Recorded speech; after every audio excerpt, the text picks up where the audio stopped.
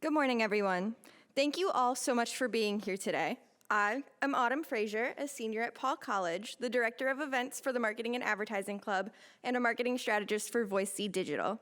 It is with great pleasure that I get to introduce our next speaker, a remarkable individual who embodies the fusion of military valor, corporate leadership, and cutting-edge artificial intelligence expertise. John Clemente is a decorated combat veteran with the U.S. Navy and specializes in AI healthcare, specifically at the intersection of artificial intelligence, behavioral psychology, and analytics.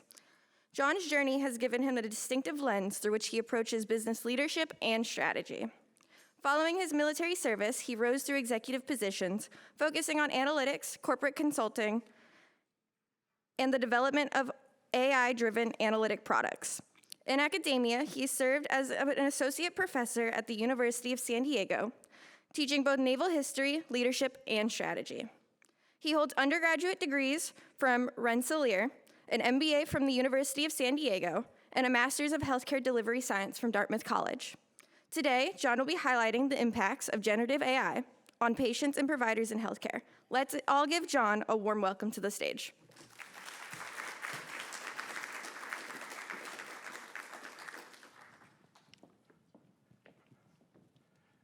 Thank you, Autumn. I don't know who that guy she was talking about was.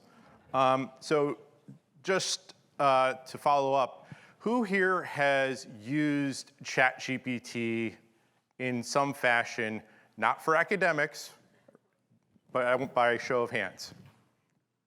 Okay, so let me start off with the baseline on that. You're using something that is an advanced version of a BERT. So back in 2018, Google created BERT, which is a bidirectional encoding representative transformer, which is a fancy word for 8 billion parameters. It became the ability to receive a prompt and get text back, that is generative AI.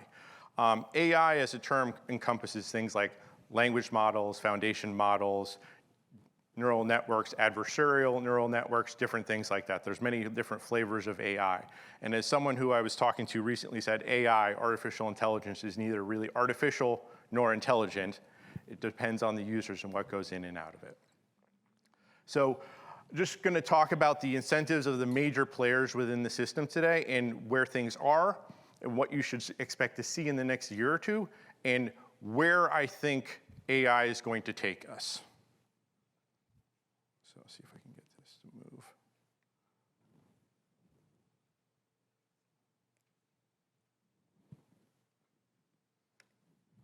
So the current state of AI, and AI is only really as good as the data and the infrastructure that really goes into it. So the different kinds of models, you can only push the envelope so far based on the quality of your data. And within healthcare, there's tons of data out there, but it's very siloed. And a lot of it is, quite frankly, not good quality data for the kinds of outputs they are looking for. So right now, people are doing really creative things around clinical outcomes, around behavioral outcomes with healthcare data. However, because of the nature of the data, there are limitations to the applications. As we see regulations begin to change when they catch up with AI, we might see some new things happen. But for the time being, the limitation is how much good data do you have? And then the foundations and LLMs. I like to say that we're in the middle of an AI arms race right now, where the most valuable company that I know of in the world might be NVIDIA, because they're the only ones that can make the GPU chips. They are kind of the bottom of a pyramid here for everything you need for AI. And so there's an arms race to kind of create these bigger, better language models that have more and more parameters within them. And then the difference between a foundation model and an LLM. And a language model is what it sounds like. It is a model that has been trained to have a conversation with you. A foundation model can do more advanced things around mathematics, images, et cetera. That's where Midjourney and other things like that come in. Nope, wrong direction.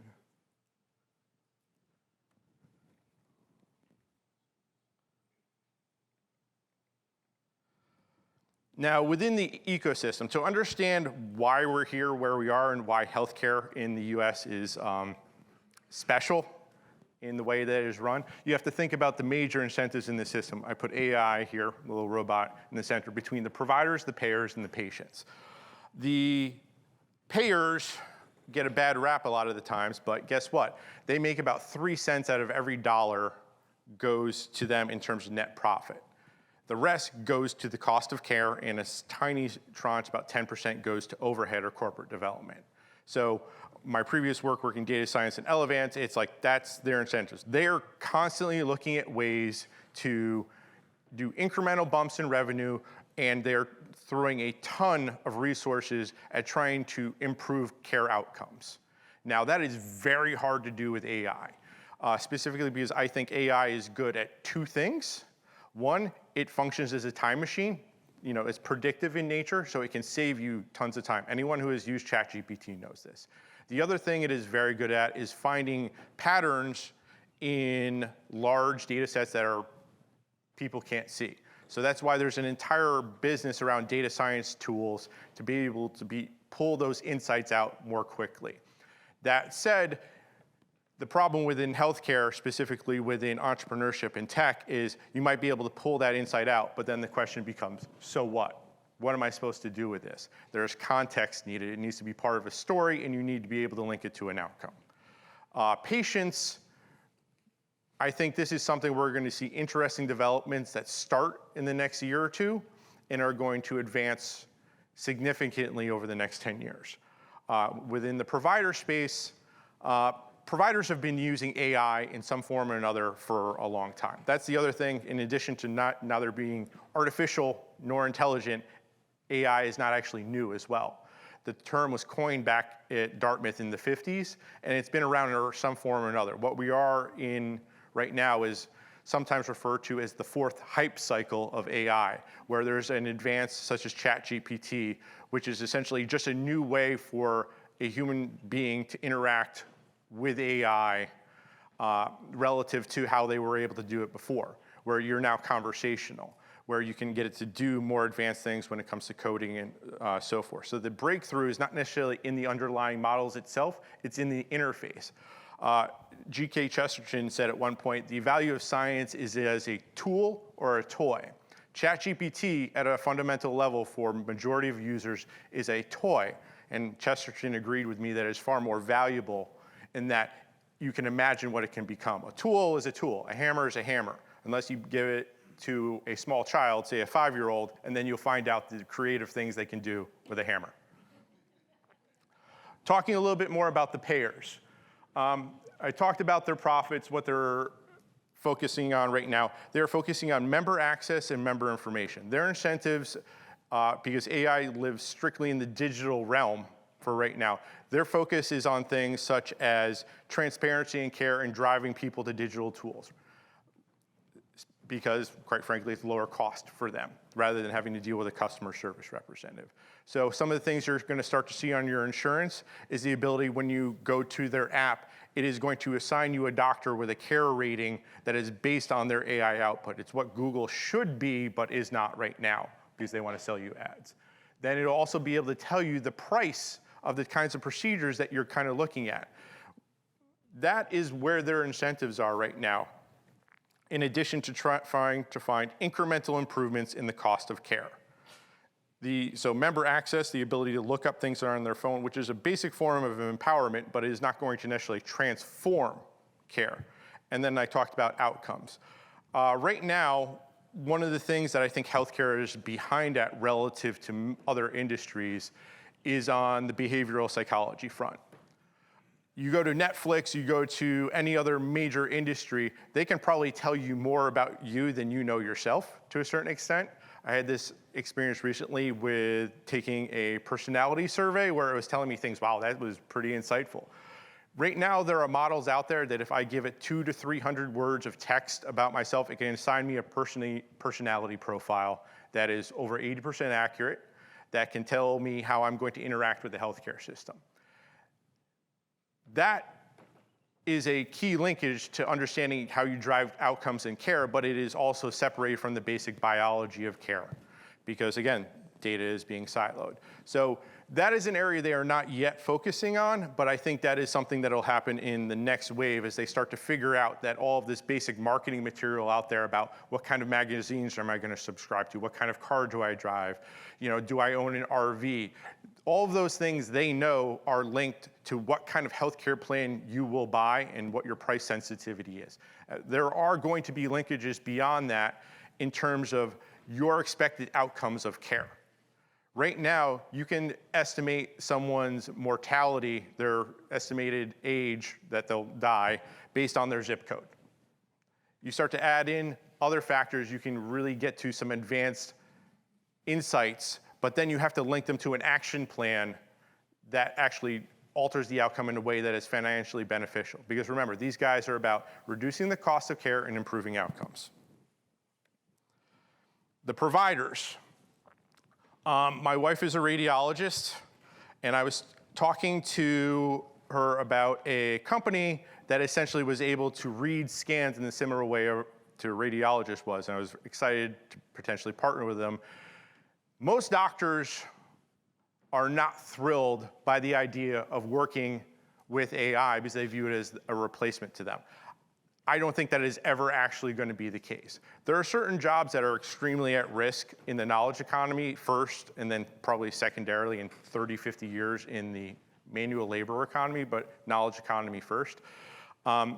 Doctors are not going away. They have an incredible value in the healthcare system, and AI tools in their best form towards progressing humanity augment their capabilities. That's what I'm trying to do with my company, Cosmoneura, and that's what you can kind of see here, all these points along the scale, where they're looking to see all these are data points that then get fed into a model to figure out, reverse engineer better outcomes. And honestly, the images, we've had the ability to look at images for medical purposes for many years. I remember 3 or 4 years ago, there was a family member who had call it a rash, for lack of better purposes, that they took a picture of and they were looking at on Google to try to figure out what it was.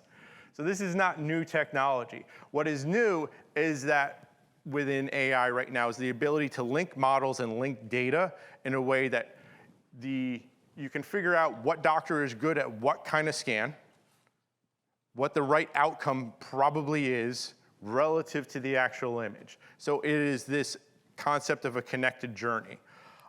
You're not going to get a step function improvement in performance within healthcare without considering the journey from initial intake all the way through the end.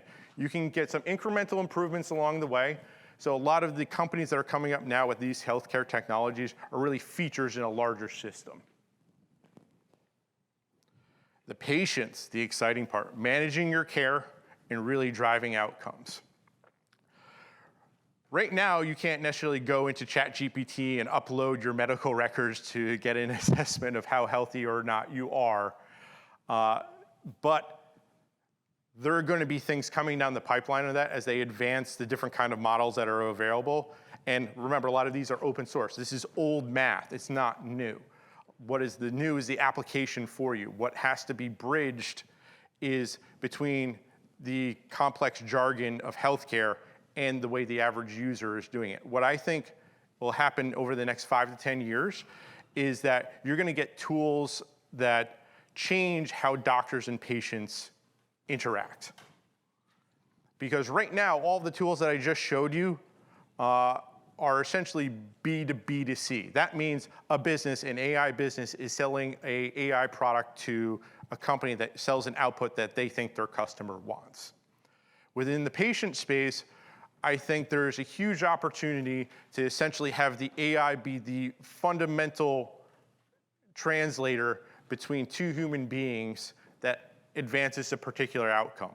So in this case, a doctor and a patient, where the lack of medical knowledge on one case, you can level up that. The lack of transparency in how the doctor and patient communicate.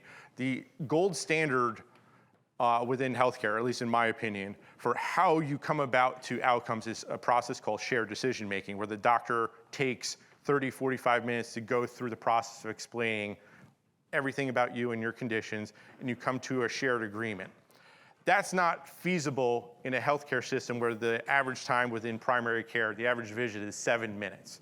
But remember, one of the things I told you about AI is it can function as a time machine. So the ability to do a lot of this work asynchronously or break down those barriers to inform the patient is something that I think you will see advance over the next 5 to 10 years, as long as you can figure out who is going to pay for it and why. And again, driving outcomes. At the end of the day, it doesn't matter unless you are driving an outcome that someone values. Now, I do a lot of advising work in the biotech sector, and we're going to be seeing huge advancements in the next 5 or 10 years on that front. AI can help augment and accelerate those outcomes as well, but there's a fundamental access point between an individual's behavioral psych and being able to move them forward in terms of what kind of patient are they? How can you tailor an interaction to drive a particular outcome if someone is a diabetic, which the portion of diabetics who are non-compliant in some form or other is approaching 50%. Talking about where we are in terms of the generative AI life cycle, to put it kindly, Gartner came up with this term. So essentially, we have this amazing tool/toy of ChatGPT. And there are more versions out there. I was just at a cybersecurity conference where they have unlocked ChatGPT, where if you want to launch a cyber attack, it'll write everything you need to do it. All it will cost you is some crypto. As more and more of these models become, call it unlocked, you're going to see more advanced functionality in there. So that's a large part about I'm not going to touch too deeply on the ethics of AI, because once a technology is out there, the use cases are kind of endless, and it becomes incumbent upon us to be constructive in their uses. But anyway, we think we're around here, 2023. We're not at the peak yet of the AI hype cycle, but it'll be here in the next year or two as people start to figure out. Within the AI space right now, I mentioned you have NVIDIA as the processors. It takes about 5 years and a couple $1 billion to build a chip plant, so they're not going anywhere in terms of their cost of creating the GPUs. A level up from there, you have all of the data science activists, the people who actually use the outputs. There's an entire business segment there talking about how do create better tools for data scientists to interact with these models, because you no longer need to know how to code to do a lot of this stuff. ChatGPT, you can go in there and say, I would like you to write me a program to do X, Y, or Z, and it'll do it. And above that, you kind of have, I missed a level there. So the data scientists are a level up. Below them is the models that I'm talking about. There is a huge amount of resources being put into creating these different foundation models. Now, let me explain kind of the idea. So ChatGPT is an 800-pound gorilla in a cage. And you have a ward, or a guard outside. When you send a message, it is not going to the 800-pound gorilla. It is going to the guard, who then gives it to him and decides when the 800-pound gorilla gives the answer back to the guard decides whether or not it is an appropriate response. That's the content about moderation layers and so forth. So you're not necessarily seeing the full power of these tools and what they can do. There's a larger discussion about responsible AI that I will leave to the side for right now. But there are these powerful tools, and you have the data science using them on top layer, where I'm trying to work right now, because I think that's where the value is. The interface with the human being are all the different applications that you can see out there. If you pay for the most advanced version, ChatGPT, you can get specific apps where you can upload PDFs and it'll read those. It can tell you what the 5 or 10 best things to do with kids in NYC this coming weekend are. All these really cool different applications out there that are essentially features that are going to be able to be created quickly, see if there's product market fit, and if not, they're going to die. But they're the easiest to take to market, and they're also the easiest to see whether they are viable or not. But essentially what you can see is over the next year or two, you'll kind of hit that peak. You're going to hit a trough of disillusionment. But about that time, guess what? There's probably going to be another factory that opens up, and the cost per GPU is going to crash. And what you're going to see is as the cost comes down, more of these applications that may have not been viable now will become so, and that you're going to see an integration of them across select platforms. Maybe it'll be Google, maybe it won't be, but you're going to get to that level of productivity. So whether we're 3, 5, or 10 years away, there's that level of productivity that I think is going to be coming out in the future. So that's my presentation about AI. Thank you very much.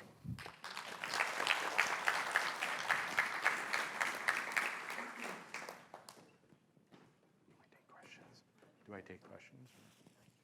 Okay, thank you. Oh, we do. We're doing Q&A. Please. You did a great job on your presentation.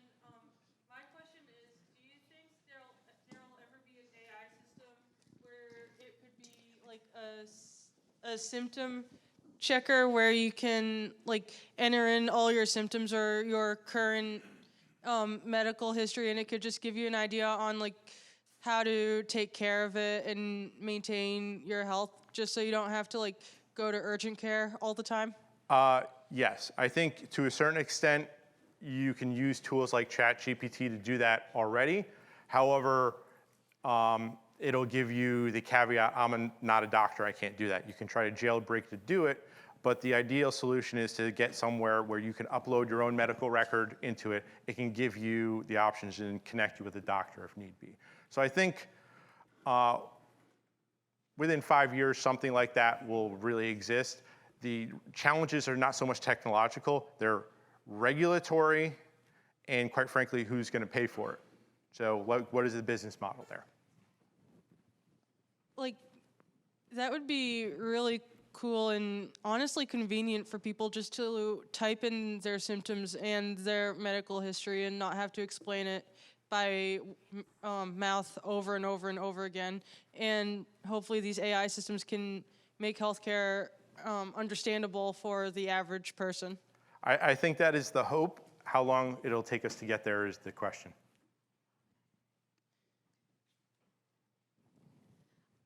What would you say to people who are more like closed off to the idea of AI, who I don't know, a lot of people value like the face-to-face interaction with doctors that they trust? What would you say to people who are a little bit more closed off to that idea? I'd say that there are already business models out there that let you do exactly that. There's something called subscription-based primary care, where there are doctors who essentially have opted out of the current system, called the system physicians, or even primary care where insurance is accepted. What it is you pay $75 a month, and you can go see that doctor anytime. The average appointment length is 30 to 45 minutes. The larger vision, at least my vision in primary care specifically, is that AI can do a lot of the administrative stuff, the triage things. The value that AI can bring is taking a lot of those mundane, at least immediately, is taking a lot of those mundane tasks, moving to the side, and allowing the doctor to focus on what they're good at, which is their clinical decision making and working with the patient to develop a treatment. Like the face-to-face interaction is something AI can't and won't ever be able to do. There won't ever, in my opinion, be a Terminator general AI that comes and kills us all. That's just not really feasible or possible.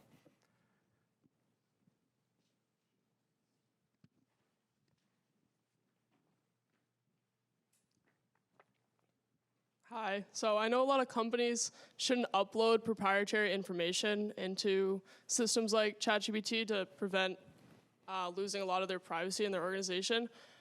But what would you say if I were to upload my medical records to an AI software? Don't you think that's like a form of my own proprietary information? Yes, and there are laws like HIPAA now, but one of the things that HIPAA is a rather old law and needs to be more relevant with the times, where it's your medical information. If you want to be able to upload it to a AI to get more information, you should be able to do that. And quite frankly, the AI doesn't need to hold on to your information. It should just be able to use it to update its vector database to generate the content, and as soon as it's done, goes in the waste chute. It doesn't need to hang on to it necessarily. Do you think it would hang on to it though? Like, do you think companies would see that and take advantage of it? Every company thinks their data is solid gold, even if it is let's just say not. So there is a cost to keeping data and that kind of thing. So there's a disconnect. My personal view is within the healthcare system, I don't want to be an electronic medical record. There's like 30 of those guys. If you want a crypto EHR, there's like 5. There's exchanges, you can go buy one. The ability for me, since I'm very analytical, as Gallup recently told me, is that I want to have an insight in the information that helps me improve how I live my life.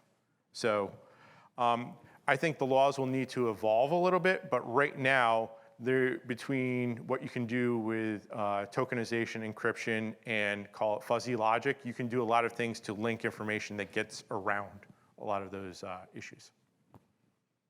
There was another question or two.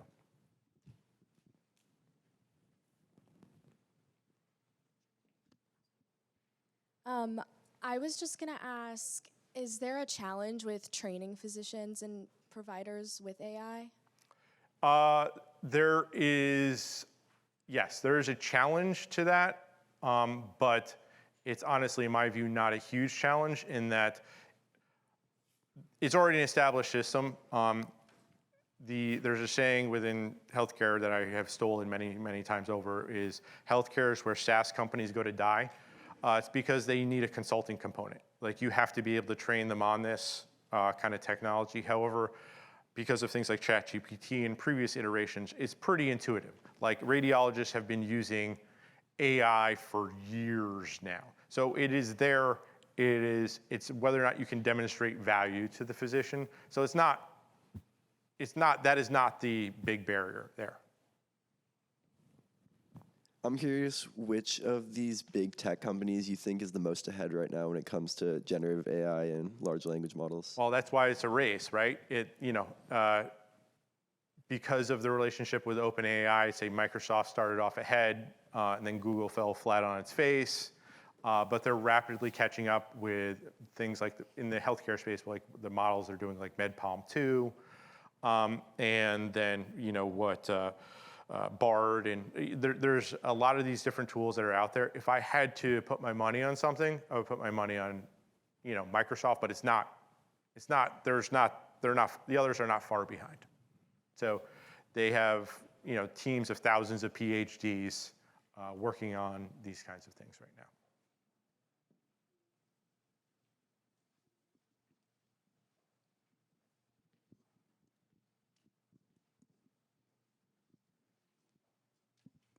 Sorry, kind of to circle back to the other question.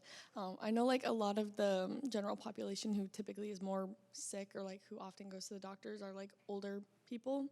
And I know personally like my grandmother is not really the type of person who like knows how to use technology or like AI stuff. Do you think like this resource would be easier for like the older population to use rather than just like picking up their phone and calling the doctor? Does your grandmother have a smartphone? No. No? No. Okay. Given the way the population is aging, I think that more and more people, like sad for me, but I still think of Facebook as younger social media when it's really not anymore. I think that they can make a lot of these technologies pretty intuitive. I was talking with a company a couple months ago. You take a finger and you put it on the camera of your smartphone after you've pressed on a link that someone texted to you, and it can tell you what your risk of a cardiac event is. So there are ways to make this technology incredibly accessible to the end user and incredibly intuitive. That was, what the big breakthrough of the iPhone was. It wasn't any of those pieces of technology being new. It was how they are combined in an intuitive fashion. So, with the case of your grandmother, she would probably need to be trained a little bit, but smartphones are somewhat intuitive, and if you have the basic functionality set up, they can use it for those ends, because I think a lot of them are going to be driven via smartphone technology.